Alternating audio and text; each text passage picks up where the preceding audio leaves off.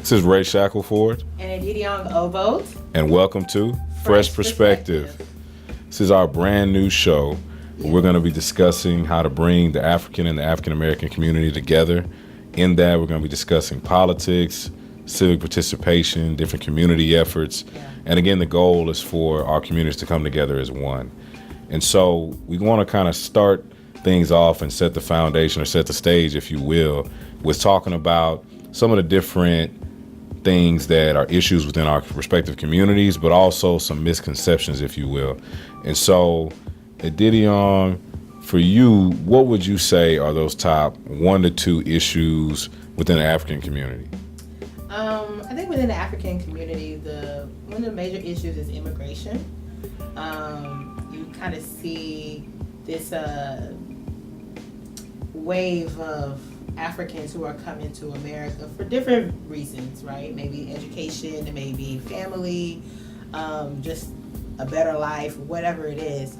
And then the second one I would probably say is just kind of like being more established in America, kind of tapping into resources that they may not know of. So. Okay.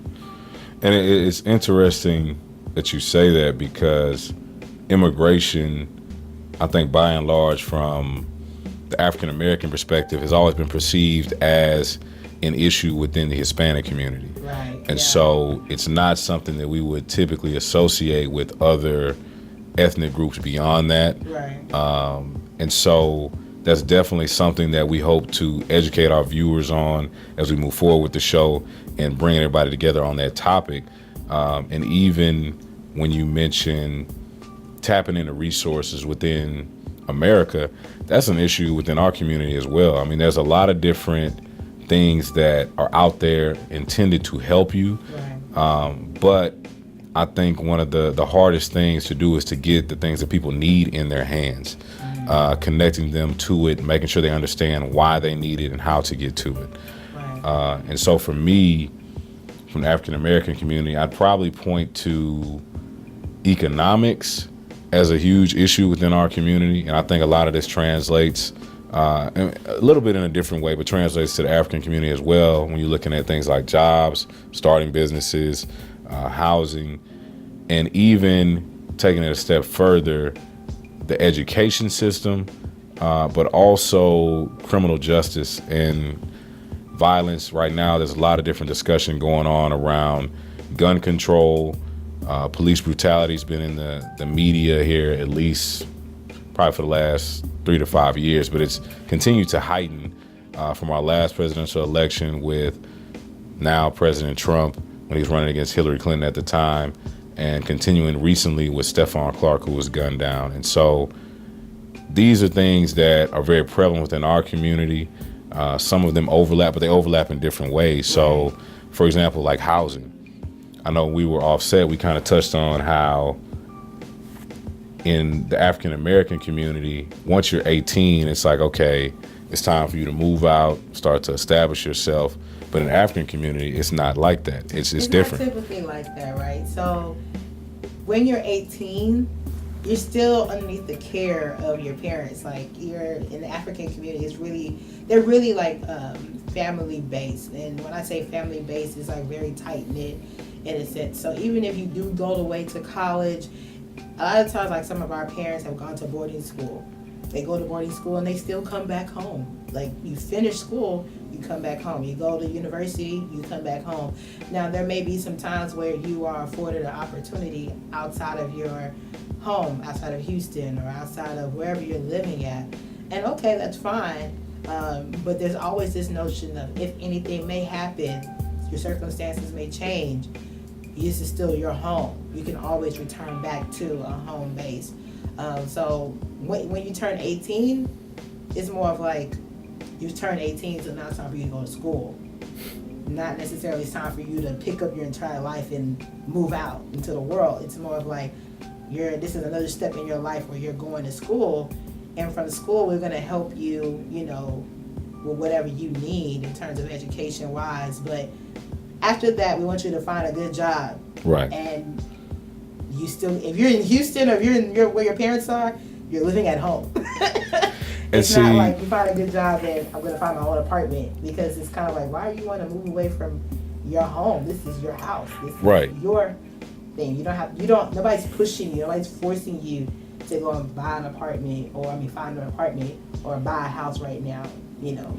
And that's very different. And it even sounds like it's okay at any point for them to come back home. And it's not. Yeah. And see, from my vantage point, because I've been living outside of my parents' house since, what am I now? I'm 31, since I was probably like 24, 25 when I moved out.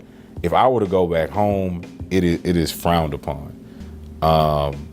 And not just like within, our parents' house, but I think within our community as a whole, because it's like, okay, what's wrong? Why is Ray having to move home? Right. Versus that's kind of the expectation in the African community, because you're trying, and maybe this is not the intent, maybe it's just part of the family structure and the culture, but it comes across as something to build generational wealth, build a legacy, something lasting. And I think that is something that we need to do a better job of in the African American community as a whole. Now let me just say this, not that if you move back home, like, it's not as if you move out of your home, it's a problem. Like I said, there may be opportunities from your education that afford you to other places. So you may end up moving to New Jersey or Hawaii or wherever, and you stayed there and you've made a life there. It's okay, but always know that you still have a home to go to. And even in those aspects, in the African community, they still expect you to come and visit. So during holidays or whenever, if it's outside of holidays, they still want you to come and visit your home. Because a lot of times, even for like our parents' generation, some of them didn't get a chance to go back home frequently and visit their home since they've migrated to Houston, well, not Houston, but to America.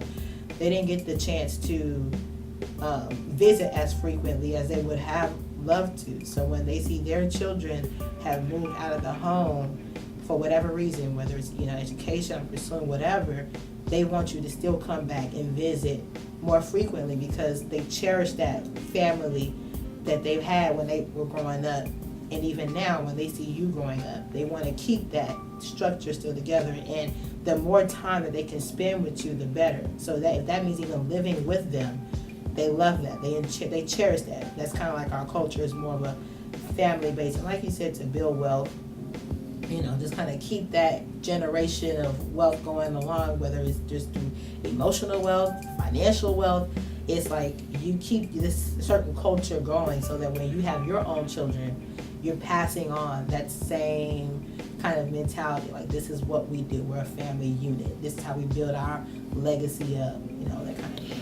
And on the topic of wealth, for me, and I can say this even about some of my peers, as we continue to educate ourselves more on Africa, and even some of us doing different genealogy tests and starting to understand, okay, where our roots come from, a lot of the conversation goes to, there's so much wealth and resources in Africa. We need to go back there. We need to start businesses. And I guess the question is, why, if there's so much wealth and resources there, why are we not tapping into it? Why are we coming to America, starting over? And even, there's a lot of conversation running with the movie Black Panther, Wakanda. Yeah. And I think I was joking with you, I'm going to Wakanda.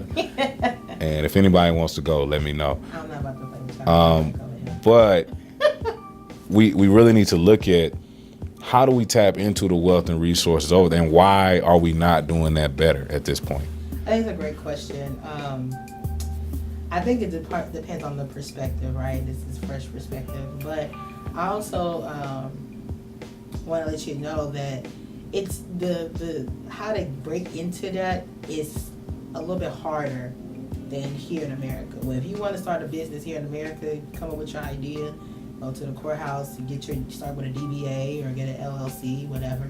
And if you have any, people who are into that thing that you're trying to build, you'll have clients, right? It's easy. As opposed to abroad, the system it still needs some working on, right? So it may not be as simple as that. And even if it is simple, depending on what your product is or what you're trying to do, you may feel some frustration just trying to even break into that. So even if you do, we have the resources there, but it's now not necessarily about the resources, it's about how can we make use of the resources in a beneficial manner for our country, for our continent. And unfortunately, some people benefit from the resources not being tapped. And some people, who on the contrary want those resources to be tapped, it's like you get frustrated. Like, I'm in the environmental field, right? Mm-hmm. Obviously, there's a lot of different things that we can do in the continent of Africa and specifically in Nigeria. And there's some things that are happening now in regards to environmental things, but there's also that notion of like you don't want to really do too much because there is a benefit from some things kind of staying the way they are. To holding on to that. Right. And you see that not just in Africa, you see that in America too. Like I was just about to say. There's some things that you see and you're like, how come we don't have, better housing? How come gun laws still haven't been reformed? How come? And it's honestly, you just have people who sit in those places who benefit from not changing anything. There's still that mentality of like, keep it the same, don't disrupt the system because my constituents benefit from this or I benefit from this.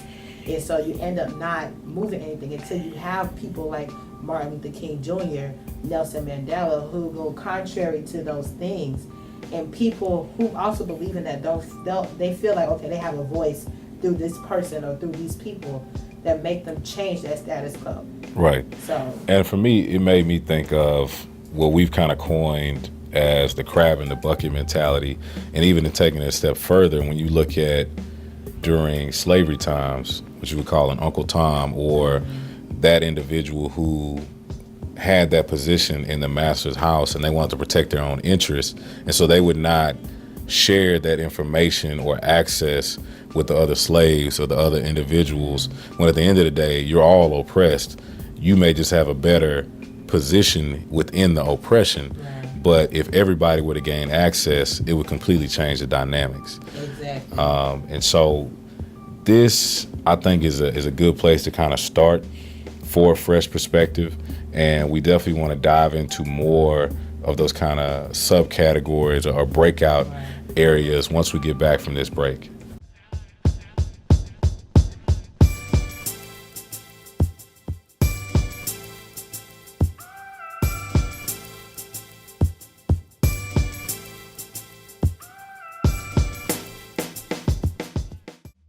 Welcome back to Fresh Perspective. Again, I'm your host, Eddie Young-Obo, and My name is Ray Shackelford. Awesome. And before the break, we were talking about just kind of different things on what was important to our communities and things like that. So we're kind of going to shift a little bit and talk more about how both of our communities can get involved community-wise and civic engagement and things like that. So for Ray, I know you have a little bit more experience in running in elections and just kind of like the civic engagement part. What would be one thing that you feel people should do more of? So I think when you're talking about politics, it can get very, very confusing very quickly. And so I think the key thing is to understand how it impacts you from a day-to-day perspective. When you're looking at politics, I always stress the importance of keeping it local. Because at the end of the day, yes, we have, President Trump, who's currently in office. You also have these different congressmen, senators who represent us across the country. And I know a lot of people have built up a great deal of frustration because they just view it as a whole bunch of arguing and what is actually being done. And it's hard to kind of see through all of the rhetoric and the different things, especially when you're talking about the different news outlets, because if you look at Fox, if you look at CNN, if you look at MSNBC, it's all different perspectives. Yeah. And so it can be very, very confusing and also discouraging as it relates to wanting to participate in that process. Right. And we want to make sure that we're encouraging people to participate because it does matter, it does impact you. And so we just had a primary election on March 6th. It's been almost a month now. And to your point, I actually had the opportunity to participate in that because I did a petition, and actually ran for office, the Harris County JPC Precinct 7 Place 2. And I was the last person to file in my race, last person to announce. I ended up getting 21% of the vote, did not make the runoff. And so now there was 4 of us in that initial primary race, and the top 2 vote getters now go on to the runoff election, which will take place May 22nd. And even beyond that, because there were other races in terms of Congress seats, Congresswoman Sheila Jackson Lee, she's been reelected as the primary candidate for Congressional District 18.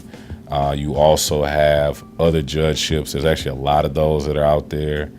Yeah. You also have now a special election for District K with Councilmember Larry Green recently passing. And so there's a lot to be involved in, to be paying attention to right here. And so I guess to give people an example, and this is something that I kind of spoke to people about on the campaign trail, Right. something as simple as a traffic ticket. If you get pulled over by the police, you get a traffic ticket, they're not going to send you to D.C. to go to the White House. You're not going to see Right. President Trump and he's going to tell you, how much your citation is, what that looks like. Right. You're going to have to go to a JP court. And that is somebody who's in your neighborhood that's going to make that decision and that determination in terms of what happens with that. And that's something like very, very basic, very rudimentary. But I think it helps to illustrate why it matters, first of all, but to even paint a different picture. If you look at this last election, some of the numbers in terms of percentage turnout, out of people that were registered to vote, less than 10% are actually showing up and making that decision for everybody. So if you stay at home and you don't vote, let's put it this way. Out of 100 people, let's say 100 people lived in your house, less than 10 of those people are going to make a decision that impacts everybody in that house. And that makes no sense whatsoever to allow something like that to take place. And so I would hope that would encourage people to say, okay, I want to see XYZ changes, whether it's something as simple as signage in your neighborhood. You feel like people driving through there too fast. These are things you can control once you get active and engaged in the process. I definitely agree with that.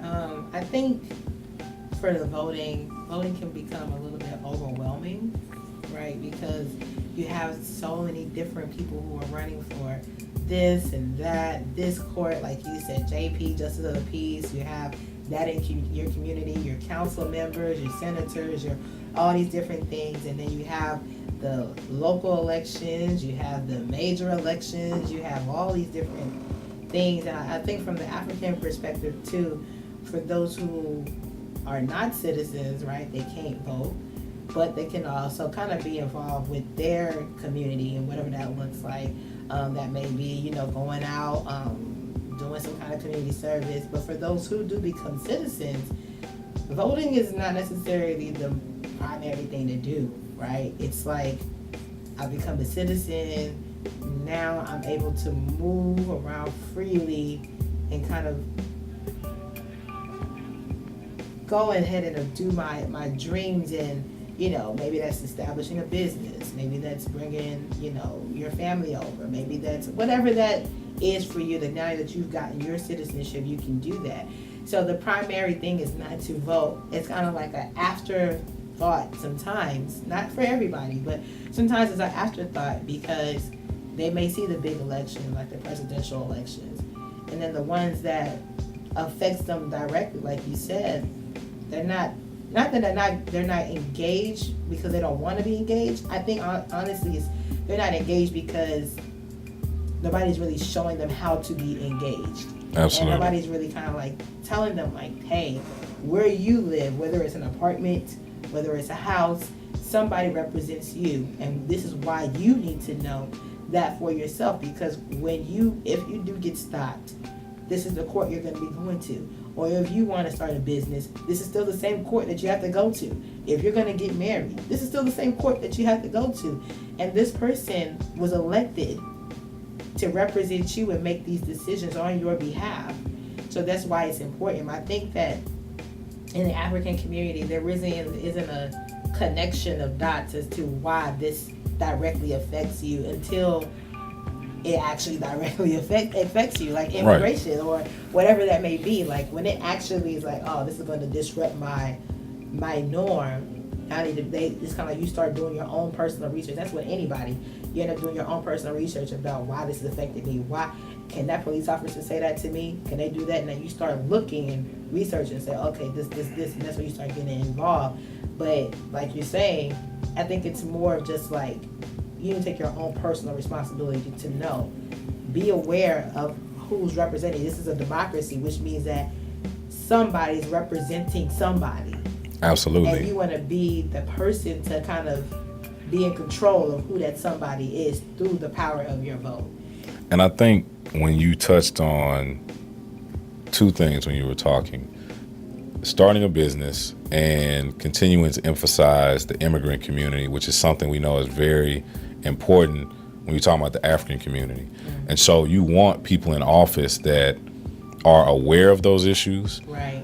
Hopefully they're educated on it. And if they're not, they actually care to reach out and become educated on it. Right. And so even when I was running for office, there were certain segments of the population that I honestly was not connected to. Mm-hmm. But at the same time, I cared enough to reach out to somebody from that community to find someone who was a trusted messenger, someone who was doing the work, engaging with the people, to make sure that there was a dialogue so I could understand what is important to them. What are those issues? How can I represent this segment of the population, as well as what may be the majority? Because at the end of the day, once you're in that position, you're there to represent everybody, not just those who put you in office. Exactly. And I think that's something that gets lost a lot of times, just because you may not be the majority within your state rep district or your school district, you still have a voice. And so you have the right and the responsibility to hold those individuals in those offices accountable. Exactly. To make sure that they are speaking up on your behalf, not just those people who they perceive to be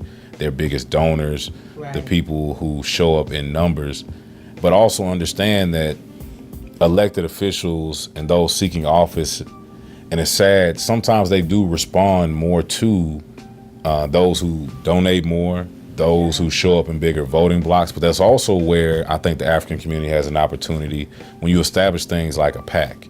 And so when you're talking about a political action committee, it's basically a group of people that come together and say, we're going to put our money, our votes behind different individuals, different issues. And it's very powerful because then you can call or seek audience with these different elected officials, these people that are seeking office, and they will come to you. They will sit down. You can make sure that they understand, okay, this is what's important to us. Mm-hmm. Once you're in this seat, these are the things we want you to be thinking about, and this is how we would like to communicate you once in office, and kind of set that precedent and set expectations. And I think you have a very, very different relationship, and one that will actually work for the community, making sure that they're being aware of the immigrant community, right, and also fighting to make sure that people from the African community are getting access to things when it comes to business, right, from the city, from the state, whatever the case may be, because you have city council people who fight for small business, right, from their respective districts to make sure that they're getting a piece of the pie. And then you have some that just don't care. Right. And to your point about the Political Action Committee, for those that don't know, there is one. There is an African Political Action Committee, African PAC, and most recently they're the ones that supported our current mayor, Sylvester Turner. So if you don't even know about that, just make sure you get plugged into it. You can go on their website and you can look and see what they're doing. And what Ray said earlier, once you get plugged in, it's like now you can lobby for those different things that are important in the African community, and also stress the importance of making sure that those leaders, those representatives, those people who are in elected positions understand what those resources are and why we need them here, especially for those, like you said, for those who are in businesses, there's so many different contracts that go out to different community groups because their council people are fighting for small businesses in their district, which may be predominantly, Hispanic or predominantly Asian or predominantly Black. And you wonder why, like, okay, how come they're getting it? It's because that council person or that elected position person knows the importance of these certain issues in their district that they're representing. So when they go to, their council meetings, they're fighting for you guys. You understand? So I think that I definitely agree with what you said about the African community getting more plugged in with, their community. And hopefully, like I said, this show, like he said before, this show will be able to kind of bring forth those resources from different politicians to business owners to outreach people, activists, advocates, things like that. Absolutely. And the goal, again, is to bring everyone together when we're talking about the African community, the African American community. I feel like there's so much more that we could accomplish if we're all on the same page. And there's going to be a lot of different topics we cover as it relates to politics, the civic space, community. But just remember, the goal is to bring us all together, to bring you a perspective from Diddy, from myself, and ultimately for us together gain a fresh perspective. We hope you guys will tune in next episode every Monday and Sunday, 8 p.m. Central.